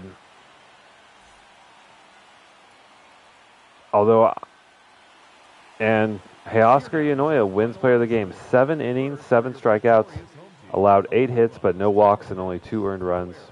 they left 3 men on base. Oh, wait. Lawrence Blair's play of the game. 3 for 4, 2 home runs, 2 ribbies, 3 runs, 12 hits. 7 RBIs. They left none. And now we have to cross our fingers, our toes, our eyes, anything for a short injury from Geloff. That's what we're hoping for.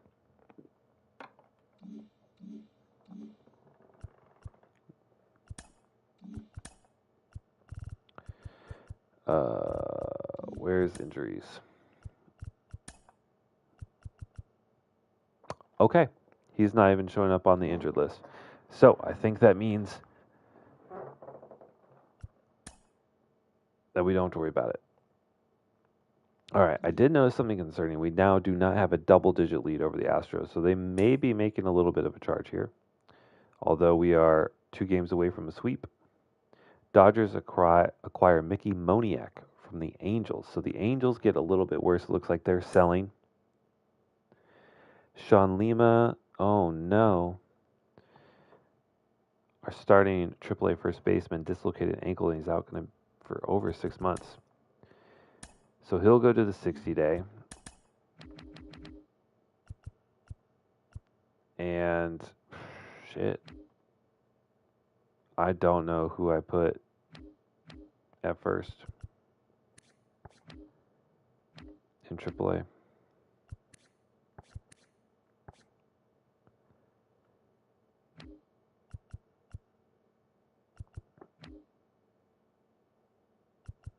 Any outfielders out here play first base?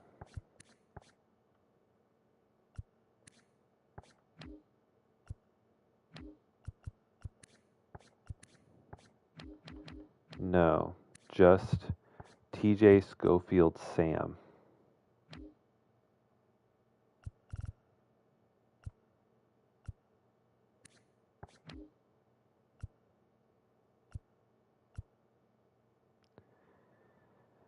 I could move up Steven Soto, but I don't want to. Some catchers play first. Murillo plays first. Okay, we're fine. All right, so let's go to our AAA lineups. So we will just have Murillo play first. And he can hit the ball.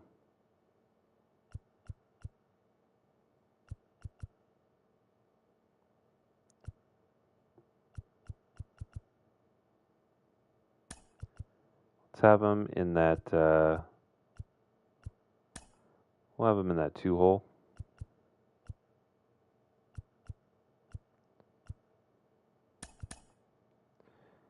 All right.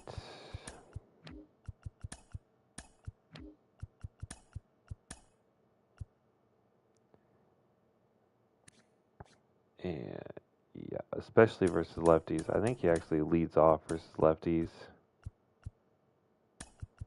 Colby Thomas. And then St. Odd with his huge lefty power. Yeah, that works. All right, so it looked a little sketchy there for a second, but we got through it. All right, so Scott Parrish is fully scouted now. Oops. But we don't have the interest yet. I mean, where did we draft him? 5th round, 156th. He could be pretty decent. The bad home run per 9 is worrying, but we will see. Still don't know about Miguel De La Cruz here. And then Benito Cabrera. Jesus. So his potential started as like a 60 to 99 and now it's 58 to 83. That's tough. That's really tough. But he could play a variety of positions. We'll keep scouting him. If it looks like we're going to get a C to B potential, we'll probably still sign him.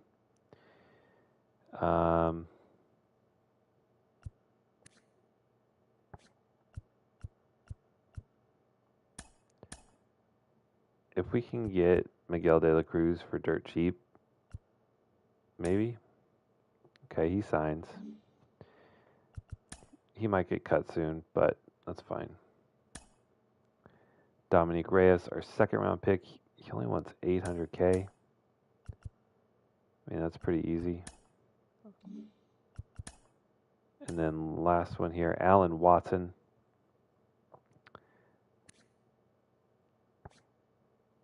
We'll just let this ride out for probably the rest. All right, so we win the first 2 games, lose the third game versus Houston, and lose the second game. So we split the series. Not a great month of baseball, I think. We've won 1, 2, 3, 4, 5, 6, 7, 8, 9, 10, 11 games and lost 2, 4, 6, 7. So a little over 500. Phillies want to trade. So they want Armenteros, and they're willing to give me Christopher Sanchez. Regressing B potential lefty who is not playing in the majors. No.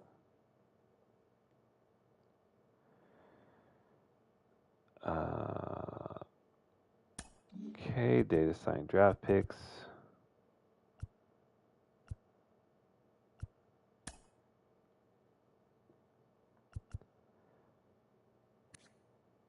All right, Alan Watson's over 65%.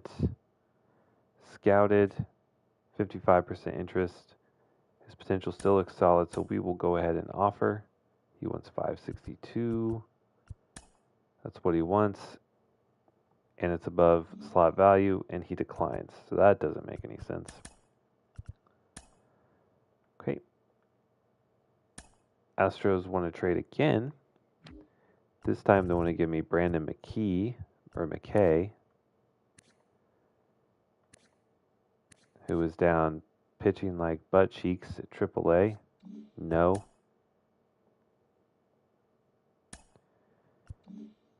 And we're slumping a little bit, and the Astros are kind of catching up. That's a little worrying. Wow,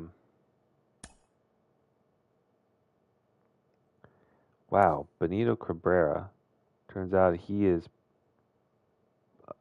probably a C potential.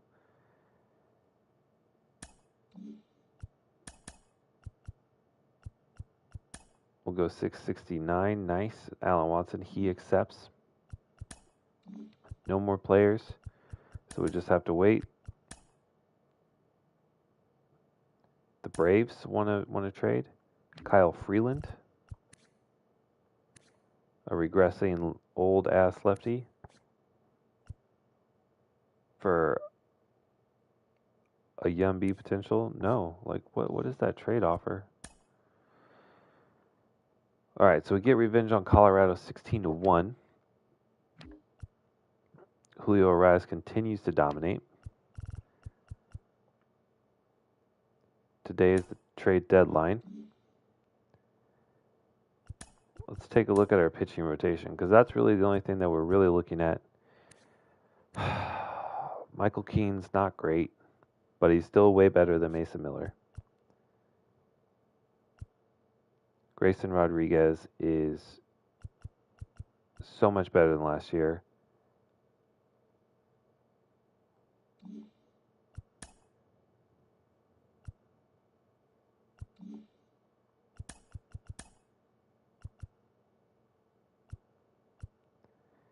And Orozco has been kind of the surprising one. Not in a bad way at all. Just didn't think he would come out and do that well. Orr's kind of getting it together. He's at least improving, especially the K per 9. What's his strikeout rate right now? I mean, it's climbing. 537 over 506 last year. His FIP's in a decent spot. He's just walking a few more batters than last year and giving up a lot more hits. I wish his stamina was a bit better too, but you can't. I don't think you can increase stamina either. Bullpen is pretty solid. You know, we got some 4 ERAs and 3 ERAs, but like the Mark Winkler, Roosevelt Bronson lineup here, the setup and closing pitcher, is filthy. He has blown 3 saves, but 27 saves. Pretty good.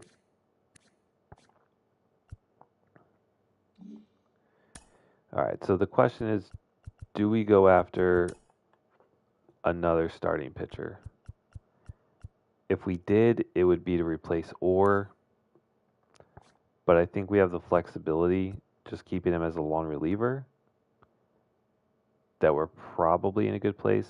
And that honestly is probably where he needs to be, since he only has 64 stamina. Like, he could be an elite long reliever. Unless he's just having a great season, then, we slot him in here. That's how we got Arias. He was a long reliever.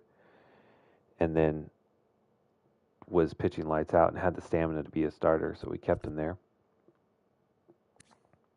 Orozco's a surprise, though, and I'm happy about it.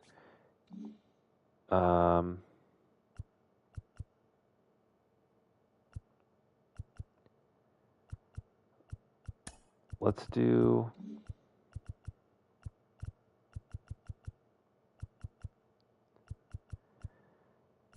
We could do this. Let's go to trades. Let's make a trade. So who is on our trade block? Hoglund, Boyle, and we will do this Yahoo. Suggest me a trade that's... Oh, let me just see who's willing to offer me stuff for those 3 guys. A lot, because it's finding a lot of trades. If I find like an A potential someone that makes sense, holy hell.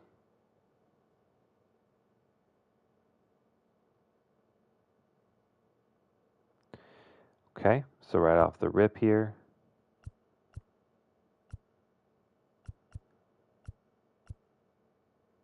all right, so Orioles,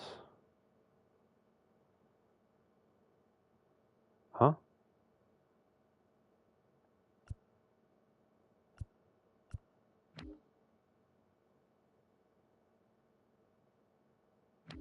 Wow, a lot of good offers here.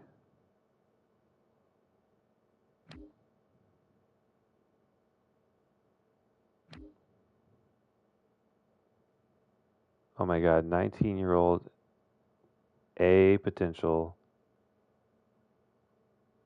71 overall. Byron Yeager of the Guardians.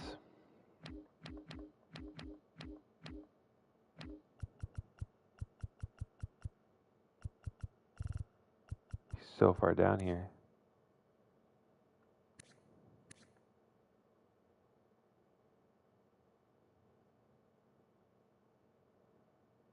Good velocity, good control.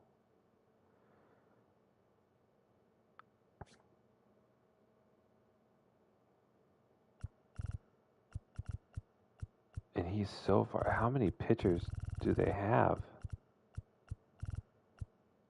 That's crazy. So that doesn't make sense. Why would they want 3 other C potential pitchers? Ah.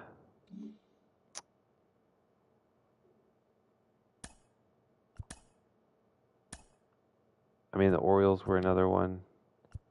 There was like a B potential guy.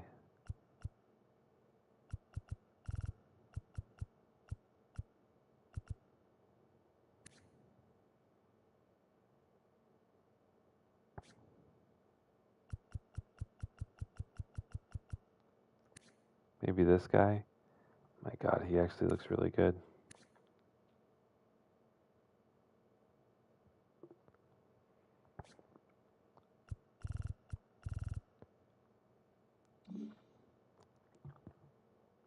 I don't know. I think we're good. I think we're good. Like, we could probably get another prospect, but we don't really need them right now.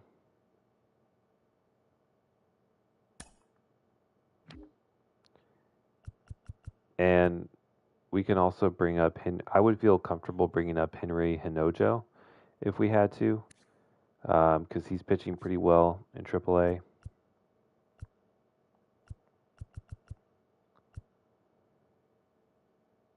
Still waiting for Matsui. He's an 80 overall. I mean, he should be.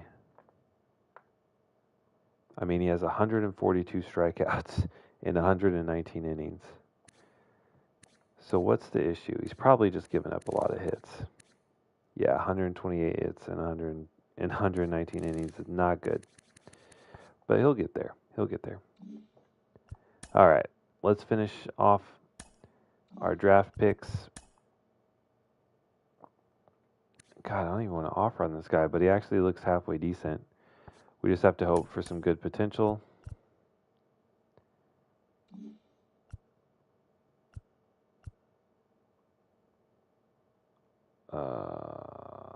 Okay, so combined it's like 700K.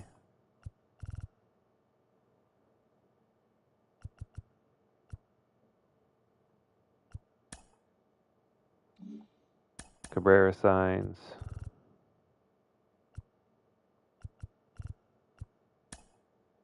And pair signs. Okay.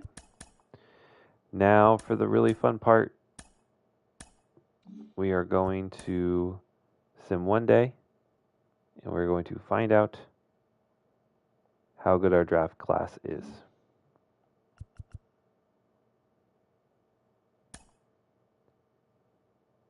Not bad. Actually, not bad. So we get really unlucky. We strike out, pun intended, on our first two relief pitchers. They're not bad, especially because, as we know, if you look at our relief pitchers, they're almost all C potential, and these guys are at least high C potential, 77, 79, respectively. Henry Baladeras is a 58 overall. He has good break and good velocity, so he has good stuff.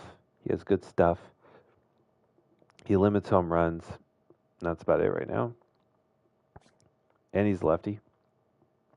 Dominique Reyes, a 54 overall. 76 break, 68 velocity is kind of the highlights there. Also, a pitcher who greatly limits home runs, which bodes well in our stadium.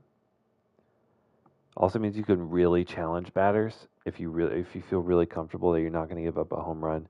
Maybe you give up a hit, but at least you know you're not going to give up a ton of dingers. And then Lenny Erickson, an 86 potential. He's only a 51 overall, and he doesn't really have good velocity, doesn't have good break or control, but also limits home runs. But he has a long way to go. Benito Cabrera ends up being a 69 overall, or a 69 potential, 59 overall. So a D potential guy, but he has decent hitting stats. I don't know. We'll see. We may keep him on the team for another year or two, see how he does. But we didn't really need depth at AA or at second base. We just saw a lot of potential there, and then ended up being that he was kind of a bust. Alan Watson at first base, only 44 overall, but 80 potential. I mean, that's more than Seth Brown had, and Seth Brown's one of our best players. But again, a very long way to go at 44 overall. Then we get starting pitcher Scott Parrish, who ends up being a B potential on the nose. He's another guy who has good stuff, good break velocity and control. Has good stamina, but that's about it. Fairly high walk per nine for a 54 overall, but we'll see. And then Miguel De La Cruz, another relief pitcher that is C potential. High hit per nine. No break on his pitches. He just throws a fastball straight. So we'll see. Not a bad draft class, but definitely probably our worst so far. Depending on what we find here for the rest, look at this. So scouted potential 54 to 84, and his actual potential ended up being 91. It's crazy. Don't see that often. But definitely want to see. This might just be a case where it's like a really weak draft class, and so far we have only seen one A potential player. Oh wow, poor Marlins. Then you have a B potential.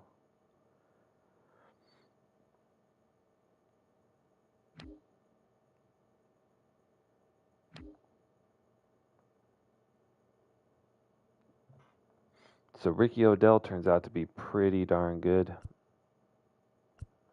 66 overall, 94 potential, huge stamina, huge break, decent velocity and control. He should be a pretty good pitcher.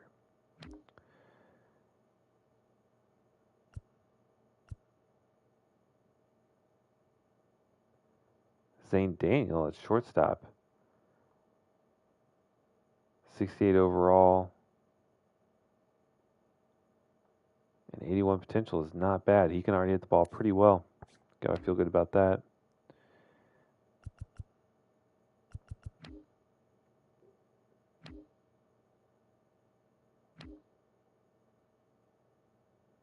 Juan Guzman's got a bat at first base. Holy hell. I think he was one of the guys that we were looking at, did not get. But that would have been huge if we could have gotten him.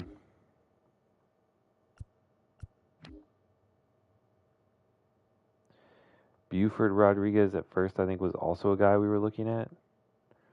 He turns out to be very, very good. Hit the ball really well. Not a great fielder, but who cares? He'll give up some errors, but he'll also hit really well. Wow, this is a great draft class for Colorado. 4 B potential players. Hey, buddy. And an A potential starting pitcher. That is great for them.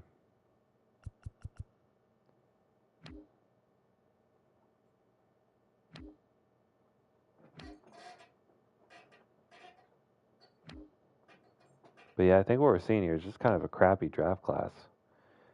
I don't even think we had the best draft. I think the Rockies had the best draft that I've seen so far.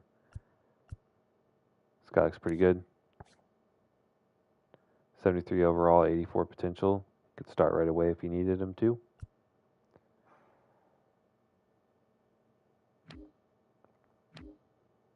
I really want to see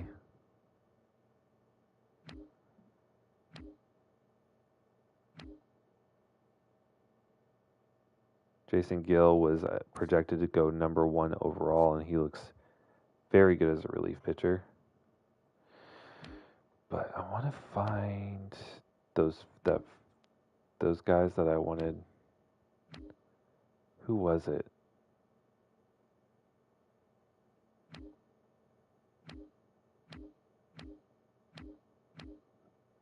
I know Washington was one. I don't think.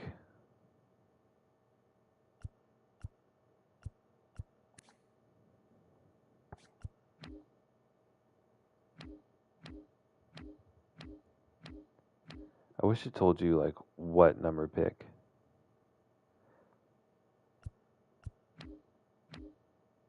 I know Washington was one.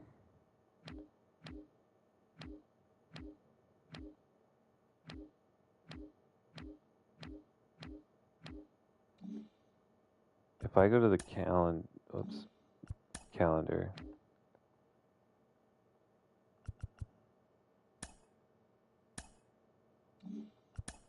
No, we can't go back and look at the draft.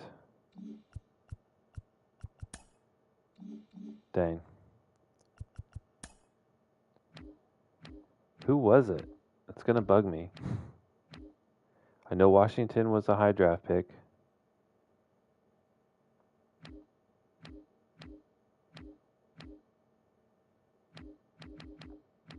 I think Colorado was one. So yeah, there was a couple guys that we really wanted that we just didn't get. But Colorado, I think, by far had the best draft. But I think it was just kind of a weak class, honestly. We didn't really get to see a ton of A potentials. There was no, 98, 99 overall guys. I think the highest potential was like 92 or something. So we didn't have a bad draft considering the strength of the draft class, but definitely our weakest draft so far. But we got some good relief pitchers, which it's always good to have some youth there. We got a solid starting pitcher. And then at the very least, one backup at first base, which is something we were looking for, and maybe a backup at second. Because he's not bad. It's just, how high is that potential going to limit us? I don't know. We'll see. But that will be the end of this episode. We end up 71-37 so far. We pummeled the Astros, which always feels good. We're back up to a double-digit lead, and I want to see really quickly if we are the best team in baseball. So we are 71-37, and we have the best lead. We have the best record in all of baseball. So that feels pretty good. Thank you so much for watching. I hope you enjoyed. If you did, I would really appreciate a like rating. If you're new, subscription would be awesome. And I will see you guys in the next one. Thank you so much. Bye.